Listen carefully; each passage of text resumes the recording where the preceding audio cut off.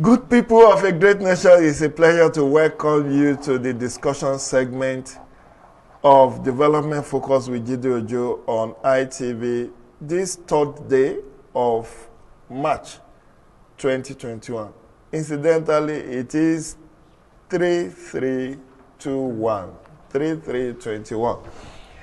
We are going to be talking anti-corruption today. And I have been able to assemble, maybe I should say, a panel of experts. But because of COVID-19 protocols, we will take them one after the other. My first guest on Development Focus with Due Diligence this morning is the spokesperson of Independent Corrupt Practices and Other Related Offences Commission, Mrs. Azuka Ogugwa. You are welcome to the show. Thank you, sir. I'm happy to be here. Yes, ICPC has been in existence since 2004, if my memory serves me right. 2000.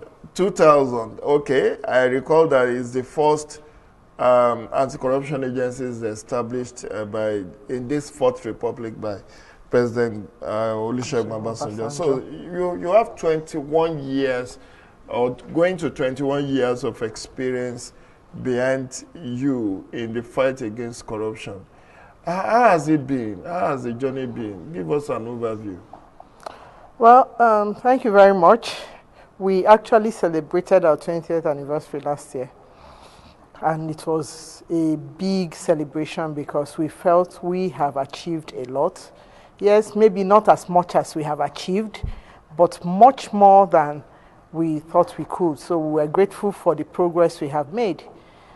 First, maybe I should start by saying what we do in ICPC. Sure. Okay, the first things we do is to receive petitions and investigate petitions. That is what we call our enforcement mandate. And where we see that there is a prima facie case that is established, we charge the people to court. And that is our first mandate. And of course, that follows with recovering of assets that are stolen. Then the second thing we do is corruption prevention, systems review, and system study and review. We study systems, processes, and procedures of governments. And where we feel that these systems give room, there are loopholes that give room for corruption to occur, we advise a review of them. And then thirdly, we engage with the public. We engage with the public, mobilize them to fight corruption with us. We mobilize them to do the right thing and report corruption to us. So these are the three major things we do. And in 20 years, it's been a lot of achievements after the other in all three mandates. Okay. Yes. In enforcement, we have had a number of arrests, prosecutions in court, and convictions of both high and low, as it were. And in prevention, we've done a lot of system studies, and it's still ongoing. And in public enlightenment and mobilization, we are still doing, engaging with the public. So these are achievements we chronicled in a lot of activities last year. It was a big bang celebration to at least take stock of where we have been and then think ahead of where we're going to be, because we have to move ahead. We have to make progress. We can't rest on our laurels. Let me ask you, were you a foundational staff of ICPC, or you joined at some point in the last 20 years? Well, foundational somewhat, because we were the first set, I was among the first sets to be recruited as ICPC staff. Okay. Not on secondment from... Not on secondment. The first set of staff were on secondment, but I was among the first that we came on board in 2002. 2002. Well, 18 years is not a joke. Actually, now 19 years. Yeah, this is 19 years. A 19-year-old can get a voter's card. Yes. A 19-year-old can drive. Drive, yes. Can get it's an adult, basically. It's an adult. And in some parts of Nigeria, 19 years is a very good time for you to marry. So you have a lot of institutional memory behind you. Yeah. And that's why I want to pick your brain. What is the general what is Nigerians' perception of corruption? Maybe that's where we should have even started. To look at how endemic is the issue of corruption. What is corruption in itself? Because, you know, we like a lot of finger pointing. People will say, he's very corrupt. He's a corrupt politician. People are like, in fact, when you say corruption, they look at politicians. But is corruption all about politics or politicians? What exactly is corruption in the understanding and in the mandate of ICPC? What is corruption?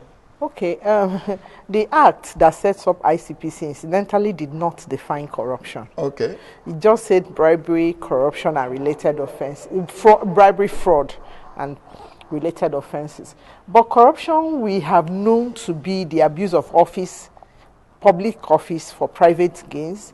It means the exploitation of loopholes within a system to advance yourself instead of the cause of the common people. But, you know, these definitions we have found also are just narrow and descriptive. So it seems to speak to the publicly exposed people, the politically exposed people, not to the various forms of corruption. So we have different ways of defining corruption. But one thing we know about corruption is, first of all, it's an illegality. Corruption breaks the law. A corrupt act is an act that breaks the law by exploiting a system, not necessarily to advance personal cause, but it can be the cause of a group against the general cause. So when you are favoring a particular group against a general group you are supposed to favor, and that is corruption. Then when you are trying to break the system so that you get what you are not supposed to get when you are not supposed to get it, that is corruption. When you know that there is a loophole in a system, or a system is the processes are lengthy, and you try to fast track yourself to get ahead against the law. So invariably what you are saying, Ms. Ogugwa, is that corruption is not about stealing alone. It's not just about money. They are taking money. Yes, it's not about all these things. But you see, when you now do all these things, most of the time you get an unfair advantage financially. Okay. It's not only about money, but the unfair advantage you get above others can be financial. It's mostly financial. And it's the financial one that makes people raise their rank. It's like, no, something is going on here. Because, well, for us as Nigerians, the government is supposed to provide services to the people. And when the money is not there, when it is it's filtered away, or it is extorted away, then the services cannot be provided. That's why the financial one is what mostly, but it is everywhere. Like you said, it's at the grassroots. Let's go to the marketplace. There is what is called retail corruption, which is what everyday Nigerians are involved everyday in. Nigerians do. You know when you go to the market and a measure, you have already put some candles in what you use to measure for. You put paper underneath, you put grains on top. You say, this woman's own is very much. Yes. But by the time she pours it, instead of you getting 10 cups of 10 think or milk thing, you get 7, you get 8. Yes. That's corruption. That's but corruption. People don't see it in that light. It's all about people in National Assembly, people in government offices. Every form of cheating is corruption. Exactly. Every form of cheating is corruption. And that speaks to what we do when we go to the grassroots, when we do public mobilization.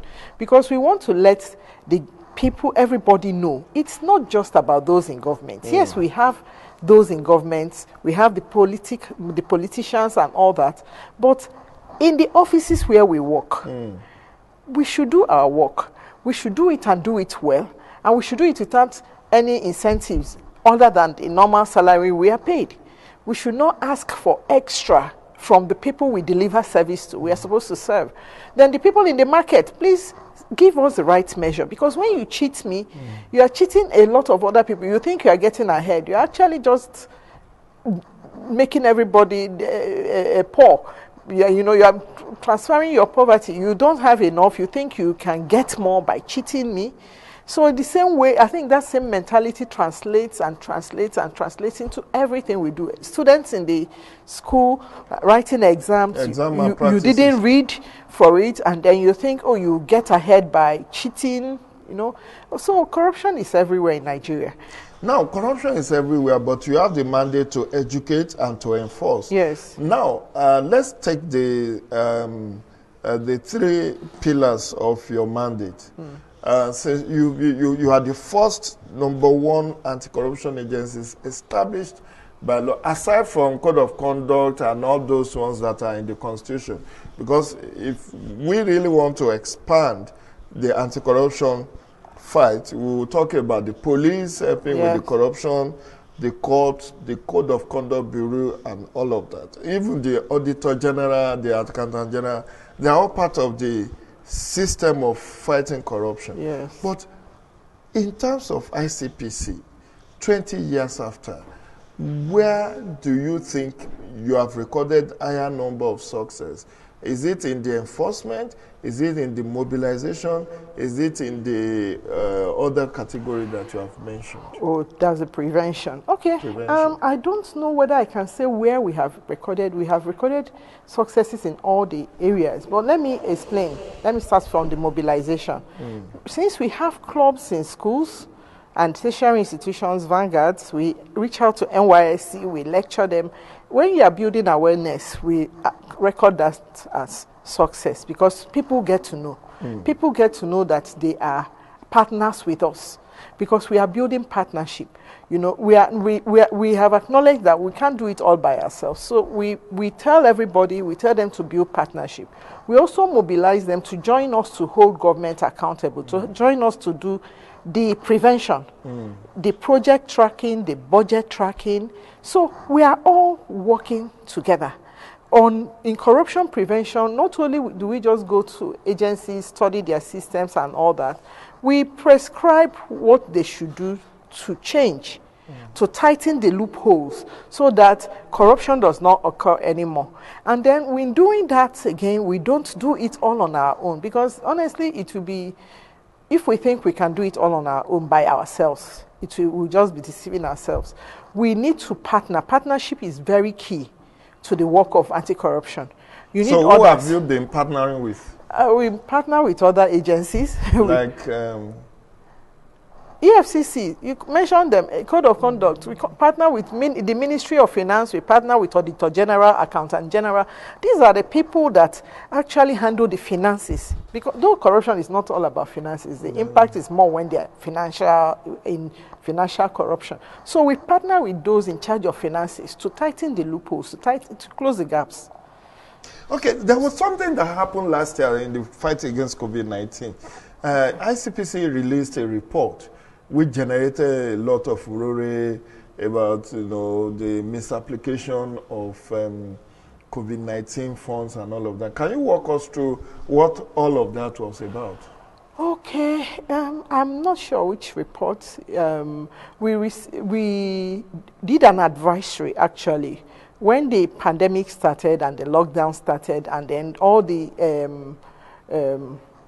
palliative was... Yes, the diversion of palliative and so all of that. ICPC sent out an advisory to government agencies, to those responsible for procuring these things, because we know that in times of crisis, some rules are suspended.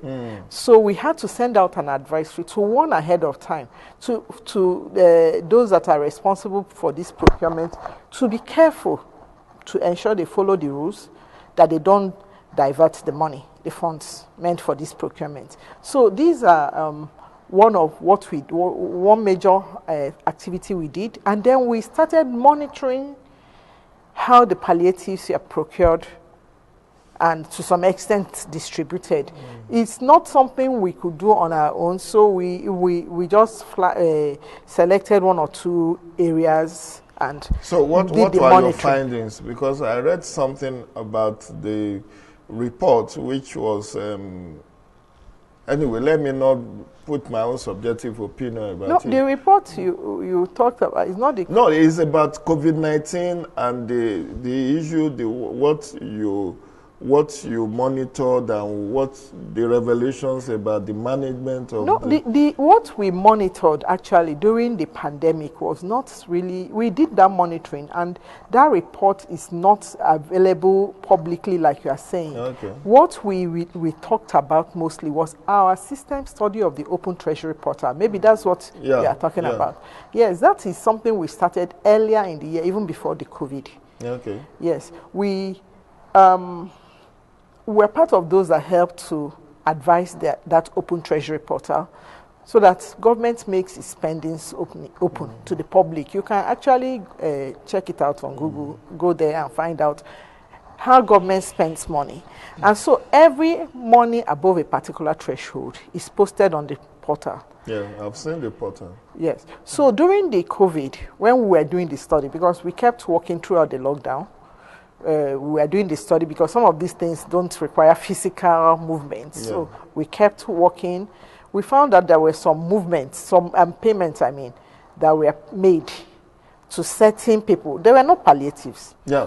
They were regular. Payment into personal account of individuals. Yes. I didn't want to jump on. I want you to walk us through. So, and you said this is wrong. This does not follow Fiscal Responsibility Act and due process. Yes. So that's what I want you to enlighten Nigerians on. Yes. The payments, any payment that is that is above 5 million should be disclosed. Made to an individual account. And now what we disclosed and what our chairman disclosed openly was that schools, government, federal government colleges, unity colleges, schools, yes, which were on break during that time, we are receiving payments into personal accounts for feeding individual. Yes. That was the report. I wanted to come from you because I read that report. I reacted to that report because it shows the proactiveness of your institution. Yes. That ICPC was not just waiting, because the presumption or the assumption of the general public is that unless you complain to ICPC, they will not act. But that was quite proactive to say that you did this study, this system study. Some payments were made into the private and personal account of individual, which should not be. More so as there was lockdown, there was no schooling in those units. Just recently, our chairman doing a forum with a budget office of the Federation gave an update on that. Okay. What actually came of that was that we had to invite those persons to come and explain, those offices to come and explain what happened. That is how we invite people. Okay. So they came and they had all types of stories, that some of them were arrears of payments that were not made. They were owing people, but why did you pay it into these accounts? And then some of it is leading to enforcement actions. Okay. But investigations are still going to find out exactly what is going on. He gave that update because people were like, you found this thing out and you are not doing anything. Okay. We said no. Even by the time we were reporting, we found it out in September. Already the investigation was ongoing, both for the criminal aspect and to find out what gives room, where did the breach occur. Because you need to find out what made this to happen. The law says it shouldn't happen. At what point did they breach the law? Was there a waiver for that? Was there a waiver? So we were doing all that even as at the time we released the report. And I can tell you as at now, as at least last week or last 2 weeks, the chairman said there were enforcement actions going on that. But we just don't discuss enforcement actions until it's concluded. Then when we arraign them in court, you will see the news. Okay. And distinguished viewers, you can interact with us on this show. Our social media handles are being scrolled on your TV set, and there's also a number you can call to ask questions, to make your contributions. We will be glad to have your take on this issue of anti-corruption fight in Nigeria, the role of ICPC, the prospects, the challenges. So now we know you have 20 years behind you. This is the 21st year ICPC has been established. What are the challenges the Commission has faced? Okay, every institution has challenges, and I would say if you ask many people, they'll say funding. But funding is a general challenge, so it's not a challenge. You so have we to should work. we should put that at the parking lot. Yeah. So we beyond funding. Funding. But my recent visit to your office does not show that you have funding challenge. You are restructuring your entire office. Yes, that's the thing. That means some funding is coming in. Some funding is coming in, but you can always do more with more money. With more money. Yes. Yeah. So that's why I say let's just keep that aside, because there's nobody, anybody in the market, what's your problem? Everybody needs more money. Everybody needs more money. Staffing is also a challenge. Okay. We have about 800 staff in all. Okay. In the whole Nigeria, in the 15 state offices. And these are the people doing this work, yes. So maybe you should just walk us through the structure of ICPC, because now that you are talking of staffing, let's look at, is there a board? From being a board, what are the organogram, basically, so that Nigerians watching can know how you operate. Yes. Yeah, we do have a board headed by the chairman of the commission, Professor Bolaji Owason, SAN now. And we now have the department. We have a secretary to the commission, to the board. Right now, our board is, we have 7 members. Unfortunately, we lost one of our board members in December. So we have 7 board members. Then we have a secretary to the commission. We have 10 departments. We have operations that deals with everything operations. There are different units under that. That's the enforcement angle, the investigations, the asset we have asset recovery as another department. Okay. Because side by side with investigation, we do what we call non-conviction based asset recovery. Okay. We don't always wait to get a conviction before we seize an asset. Okay. So assets can be seized at the time that you can establish that this person can't say how he got this money. There is no legitimate, so there can be, just keep the money aside, forfeit it back to government. Okay. Why the main case is ongoing. Okay. Now that is non-conviction based. So asset recovery is another department in the enforcement. Then we have a system that I'm talking about, the operations one. System study and review department. They conduct corruption risk assessment, system study, and they are responsible for all the anti-corruption and transparency units in government MDAs. Okay. So we have these actus. That's what we call actus. We have these actus to help monitor corruption in the various MDAs. Okay. That's 3 departments. We have special services departments. They do some sort of pre-enforcement activities. They are the ones in charge of receiving the petitions, packaging it, and then giving advisories on some things. We have the education, public enlightenment and the education department that I belong to, which does the public mobilization work I explained. Then we have the statutory I'm missing one. We have the finance and accounts. We have the admin and human resources. We have the planning, research, and statistics. Okay, then the final one is actually very interesting. The Anti-Corruption Academy of Nigeria. Our training is, yes, it's based in Kefi. So the Anti-Corruption and the Academy of Nigeria is in Kefi. It's our research arms. They conduct researches like the one we were talking about earlier before we started the program. They conduct researches, they conduct training for ICPC staff, for MDAs on integrity issues, on anti-corruption issues. So these are 10 departments, core departments. And you have 800 staff, or 800 and what? I said less than 800 staff. Okay. And these core departments are the headquarters. We have 15 state offices. Why not 36? When we talk about funding, so when we talk about funding, that is part of it. In 20 years, you ought to have been in every state by now. That's what the law says. So we are moving, we are growing. You are growing, but less than half now. Okay, we wish you all the best, and congratulations to Professor Bolaji Owason on your conferment. with Senior Advocate of Nigeria during the last exercise. That was good. It shows that we have a legal luminary, an academic juggernaut at the end of affairs in ICPC.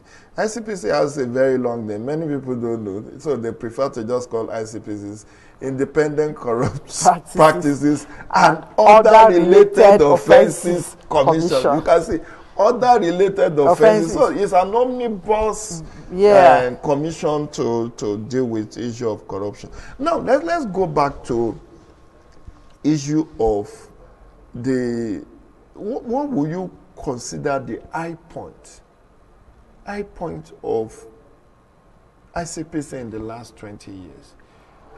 Major achievements, basically. Well, the high points, I don't know. Mostly in the area of corruption prevention, incidentally, we have done a lot of what we call corruption risk assessments. One of the high points for me speaking, I don't know whether everybody will agree, is these corruption risk assessments. Okay. Especially the one we did in 2013 in the port sector. Walk us through that, ma'am. Okay, so in 2013, working with some other partners, like I said, we always work in partnership.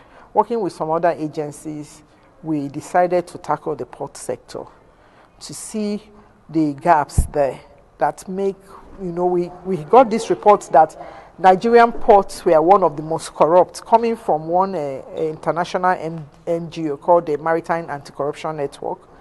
So we decided to look into the port sector. And the corruption risk assessment took maybe the most of ending of 2012 to 2013. Very exciting experience. We put officers out in the field, administering questionnaires, observing processes in the port sector, working with customs, MPA, Shippers Council, NEMASA, all the port agencies.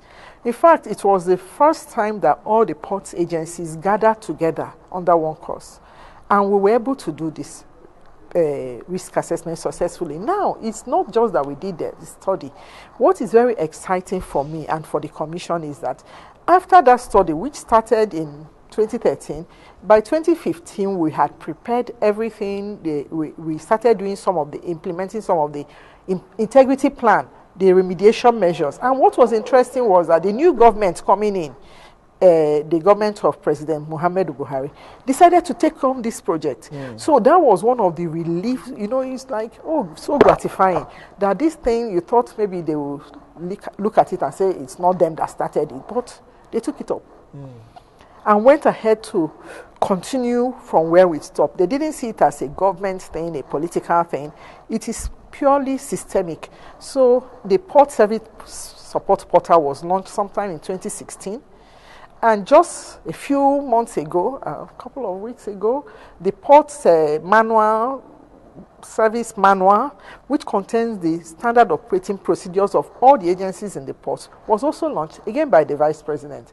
Now, this is very gratifying. I think it's a high point for me to show that when you start a work, you don't see results immediately. But if you persist, you keep doing it, it will yield results. And as long as government shows the political will to back up your work, it will achieve results on the long term. The work we are doing in the ports, not ICPC alone, I mentioned all the port agencies, Shippers Council, Nigerian Ports Authority, Customs, NEMASA, all of them are fully on board and they have taken ownership.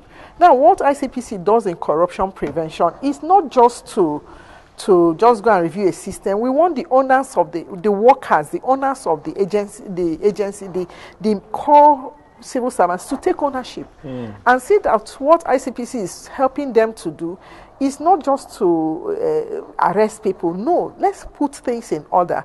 Let's stop the loopholes. Let's stop our funds, our resources from filtering away. We'll be all the better for it.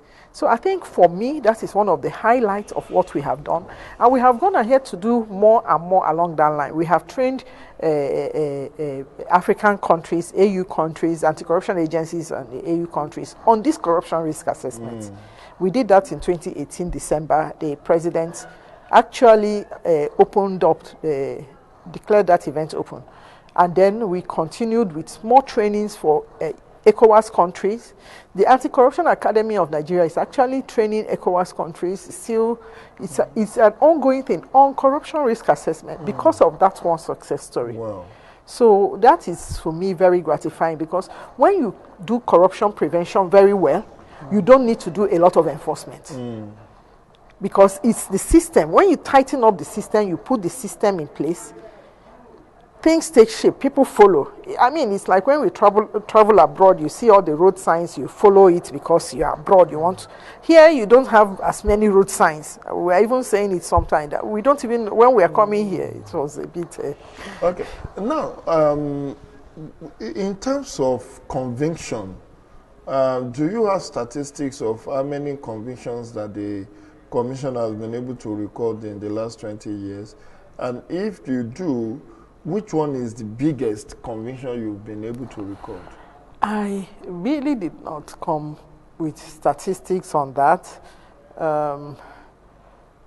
Let me just say it's over, based on the speech the chairman said, he said over 20% of the cases we have investigated where we got conviction on those. Okay. Yes, that was when he gave a report of our achievement in 20 years ago. But he used a percentage, he didn't use numbers. And, well, I don't know whether, I can't put a figure to it without either going off, being too high or being too low. Which biggest conviction were you able to get? Maybe one politically exposed persons, or maybe somebody in the ministry that you thought was very significant that your commission was able to get conviction on? Actually, can't say right now. I can't. Okay, let's come back to the issue of academy. You talked about school club, anti-corruption club in schools. Yes. Is it all over the federation, or is it FCT? It's all over the federation. Mostly. How does this work out? It works the same way as any other clubs in the schools. First of all, the government schools usually give us easy access to come talk because they have established clubs. So when you want to launch a club in the school, of course, you go through the government processes. Private schools too, because we work with NIPS, National Association of Proprietors of Private Schools. So they also give us an opening. We operate just like any other club, but we have materials that we use to train them on what they should know, how they should behave, and what they should do. Like in one of the clubs we formed in Niger State some time back, they were involved seriously in monitoring exams. I mean, if you're a member of the club, you know your work is exam monitoring. So that they put a sign out in their school, this is an exam malpractice free zone. It's like, don't try it. Don't even start. The club is watching. So they can put things like that. In tertiary institutions, we talk to them, we give them guidance on how to behave, what they can do, and we work closely with other associations, like NGOs, civil society organizations that are in the tertiary institutions, because we are not there full time, we are not there 24/7. So we go, we train, we leave, but there are CSOs that work in those environments, and they are able to continue the work. So we work, partnership means a lot to us. Without partnership, we won't be, I just have to say this, we won't be able to do as much as we have done because we are not at the grassroots. Working with CSOs at the grassroots, they help us. CSOs being civil society organizations. Yes. For those who do not know. Yes. Okay, now let's look again, talking about the fight against corruption in Nigeria. There is this assumption that there is a lot of lack of due diligence from some of the lawyers, either staff or the those that are hired by anti-corruption agencies. Lack of due diligence leads to the loss or the lack of success of convictions in courts. So if you look at the ratio, if you say the chairman reported that 20% of cases in court were won by the commission. Investigated cases were won, but then it means there was a deficit of 80%. How do you think, what do you think was responsible? What I read and what people feel is that there isn't much due diligence in preparing cases, in filing, in even the quality of counsels, that mean lawyers that goes to courts to on behalf of the commission that files these suits, that maybe there is a bit of tardiness on their part, and that's why. And it's not only ICPC; the same is said of EFCC. That's part of reasons why they lose cases. Some will say, oh, maybe they were overwhelmed by the defendants, because the defendants of corruption usually are, particularly if they are politically exposed people or very wealthy businessmen, they can hire 10 senior advocates, and the commission is coming with just one, and maybe some rookie lawyers to make the number. So what has been the experience of ICPC in terms of maybe what your study have shown as part of the reasons why some of those cases in court are lost? Well, I wouldn't. You have advanced some of the reasons that are generally general. In any case that is lost, it is seen that maybe there wasn't sufficient preparation. But I think we do a post-mortem on our cases. Okay. And that is the work of our legal services department. I didn't mention legal services. Legal services department is responsible for prosecuting the cases, and after every case, there's a post-mortem. What went right, what went wrong, and how can we improve? Now, it's a good investigation makes for a good prosecution, and it's not the same people doing it. Yeah, the investigating team is different, and the legal team is different. So I believe that in their post-mortems, they will be specific. It might not be this generalized or not enough evidence and all that. It can be other technicalities. I'm not going to be able to speak very elaborately on this because I have not actually taken time to study those post-mortems to know exactly what happened there. But does EFCC hire lawyers, private lawyers, to prosecute their cases, or is ICPC? You mean? ICPC. Do you hire depending private on lawyers, you make use of your own in-house lawyers? Depending on the gravity of the case, yes, sometimes we do. Okay. Yes, we hire even some senior advocates of Nigerians too. Yeah, because part of the argument is, oh, maybe you don't pay these people well enough. No, it's maybe not that. Maybe that's why they it's not that, cases. Really. Basically, I'm not a lawyer. So that's why I'm hesitant to speak about this in an elaborate way. Basically, a good investigation makes a good prosecution, and then there are technicalities. Anything can come up at the last minute. That's why you start a case, and sometimes somewhere along the line, you might have to rework your charges and then represent the case.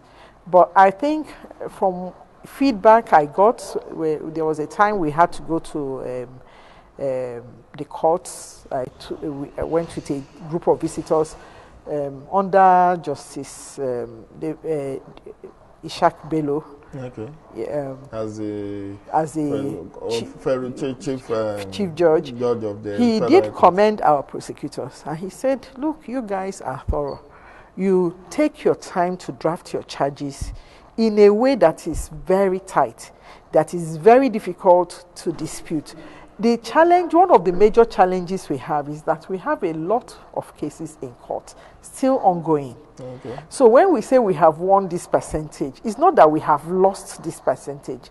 We have won this percentage, and this other percentage, some of it is still in court, and it's taking years upon years upon years. Possibly you think the delay in the court processes may have actually accounted for why you haven't recorded higher successes. Maybe because there have been cases that are in court for 7 years, 10 years.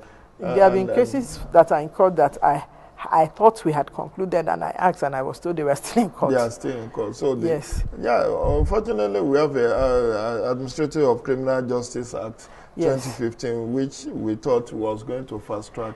Well, maybe it's fast tracking many of the cases that are coming up now. We are getting more convictions recently than in the past. Just as we are getting even more petitions, more input from the public, we are getting more convictions in these recent times than we had in the past. So will you say that okay, you are getting more petitions, but what comes through if I feel I have a case I want to write for you to investigate? What are the procedures for petition? Just you can get on your website, on your internet, get on our website. There is a template there that you can fill the form and upload any document. Or it's as easy as sending an email to info@icpc.gov.ng. Okay. It's as easy as sending an email to that email address, which is a general ICPC email address. That is a very powerful email address because it receives petitions on a daily basis. Okay. So, and you can send all the attachments scanned. It's as easy as that. But if you feel you don't have the wherewithal, you don't know about emails, you can call our toll-free number. Toll-free because you won't have to pay. So what is your toll-free number? 0800, that's 0800, call ICPC. Now, the numbers are 0800 2255 4272. We give out these wristbands to students with this number. We give out the wristbands to NYSC, to people, the general public. We share Except me. We share it to the general public with the toll-free number so that they can call and report. You can walk into any ICPC office and you can write, you can read, you can say, I have a petition. And your statement will be taken, it will be reduced to writing, read back to you. And if you accept that is what exactly you have said, you sign. So there are so many channels of giving petitions. And in our 15 state offices, you can just walk into any office and drop your petition off. Distinguished viewers, once again, like I told you at the beginning of this show, you can call in to interact with us. We are willing and ready to pick your calls. Maybe you have a question from Mrs. Azuka Ogugwa on the operations or anything that you don't know about the workings of ICPC. ICPC celebrated 2 decades of existence, 20 years of existence last year, 2020. It was established in 2010, 2000 rather, year 2000. So if you want to ask any question, don't call me after the show. This is the time for you to call. The number is on your screen there, 0809 987 1989. You can call to interact with us. The social media handles are also being scrolled on your TV set. So you can be part of this show so that we can make Nigeria better. This is about, how we can overcome the challenge of corruption. Now, let's come back to this nagging issue about whistleblowing in the fight against corruption. How much of that will you say ICPC have enjoyed? When the government came up with whistleblower policy in 2018 or thereabout, quite a number of people were you just say, they discovered 20 million naira somewhere, or somebody, led the anti-corruption agency to recover so amount.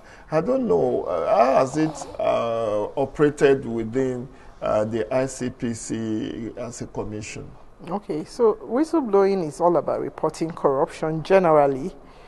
And what happened in the past, that policy was that it was incentivized. Yes, you get some 5% of the amount. If you are able and it was like, wow, let's start looking.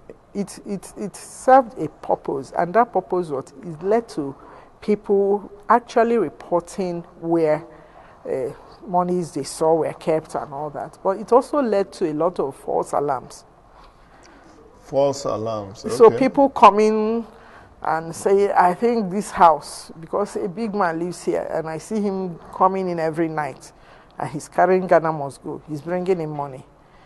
And it was a bit awkward. But, you see, it's not as if the policy is still in place.